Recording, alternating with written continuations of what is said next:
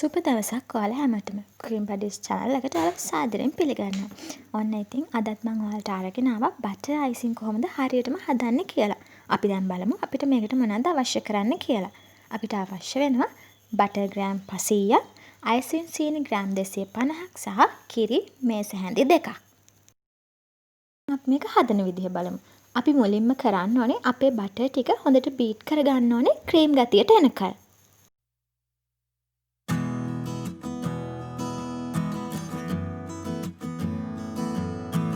හොඳට මේ වගේ ක්‍රීම් ගතියට ආවට පස්සේ අපි අයිසින් සීනි ටික ටික එකතු කරලා හොඳට බීට් කරගන්න ඕනේ.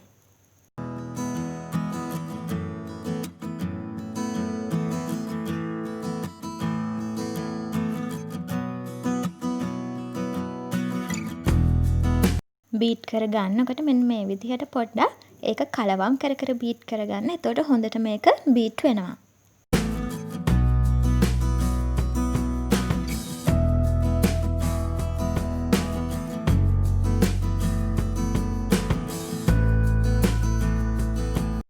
බටරුයි අයිසින් සීනි දිය වුණාට පස්සේ අපි කරන්නේ මේකට කිරි මේස හැඳි 2ක් එකතු කරලා ආයෙත් හොඳට බීට් කරගන්න එක.